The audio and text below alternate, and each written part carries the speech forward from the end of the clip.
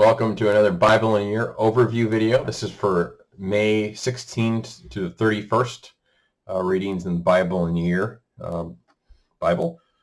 Let's see, here we have 2 Samuel 18 through Kings chapter 15, Psalms 113 to 119, and then John, Gospel of John, chapter 4, 31 to chapter 12, verse 26. So I'll work back and starting with the gospel here. So from John chapter 4, verse 31. So it's right, it's kind of right in the middle actually of the Good Samaritan, the Samaritan, Jesus and the Samaritan woman. But chapter 5, 5, 7, 10, and 12, we see Jesus going up to Jerusalem for these different Jewish feasts. So there's the Feast of Dedication, the Feast of Booths, or Tabernacles, kind of there. It's a feast related to the 40-year kind of Mount Sinai and the Israelites in the desert. That was one of the feasts that they celebrated, the Feast of Passover. But these, so John's Gospel in particular shows, where the other Gospels, they show a lot of Jesus' ministry up in Galilee. John's Gospel shows a lot of his interaction going down to Jerusalem for the different feasts. So each different chapters, there's kind of a feast. Chapter 5's feast, it mentioned starting a feast, doesn't mention what feast in particular. There's speculation on which one it is, kind of, but that's when also Jesus starts getting his longer kind of pushback from the Jewish leaders, and actually when it says the Jews were kind of spoke against Jesus, or kind of pushed back against him, or questioned him. That word there in Greek actually it's Judeos in the Greek, and that could refer just to the Judeans.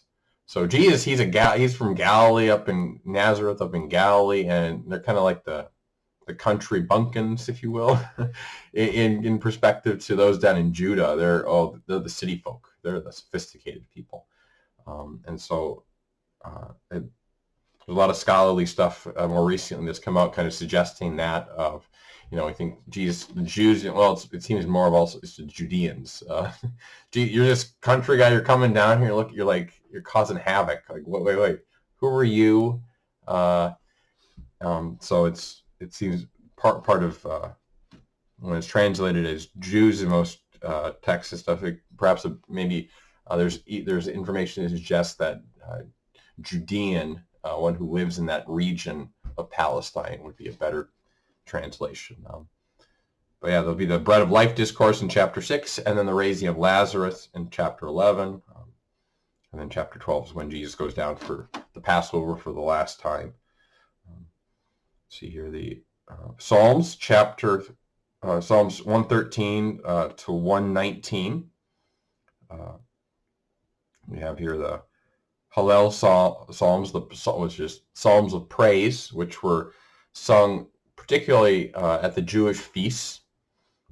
And when it says in the Last Supper, when in Mark and Matthew, at the end of kind of the Last Supper, they go out to the Garden of Gethsemane, and it says that, and they sang a song. Well, most likely they were singing these psalms. Psalm,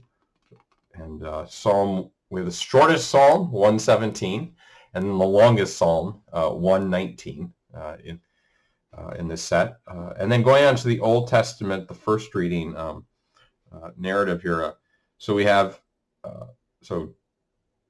Absalom, David's son, is defeated. Here David, he making a census, and then he gets punished for that. Now it's question, what's the whole thing with the census? It seems to be the fact that he's kind of look at how great my empire is, and God's like, you're getting you're prideful. It's all about you. No, it isn't all about you. But then also at the end of the pestilence that sent the disease, it's kind of where an altar is built. That's actually the site of where the temple is going to be built. And then First Kings kind of moves into that transition of David handing on his kingship to Solomon, and there's a battle within kind of for the kingship between Solomon and Adonijah.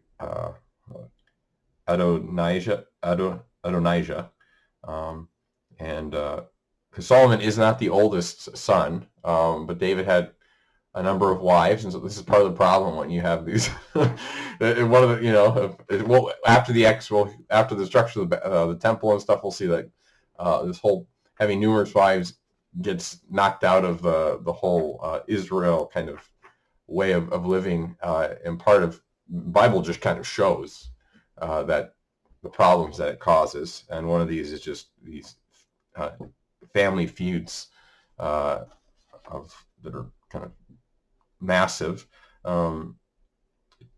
Solomon, he's given wisdom, the gift of kind of understanding heart, wisdom. He builds the temple, and the glory cloud comes on the temple, just like when they were in the wilderness, when the glory cloud of God's presence in the tabernacle. It's kind of the high point of the Book of Kings, really the high point of, you could say, kind of Israel's history up to this point. Like, okay, the temple has been built, God is present there, and then we hear of Solomon, okay, having many wives and turning his heart away from the Lord God. He turns away from God, and then Solomon's son he's also putting hard labor on the people, kind of working, building the temple, all these different things Solomon wants done, and then his son kind of is even harsher, and then there's a break in the kingdom. So, yeah, it's going to we've hit the high point here, and now it's just they're going to fall apart, and there'll be a splintering, actually, of the kingdom. What will be called Israel will actually, after Rehoboam and Jeroboam. So Jeroboam is God says, you're going to have 10 of the tribes up north. You're going to take them, and you're going to be their ruler over them. But they still have to worship down in Jerusalem.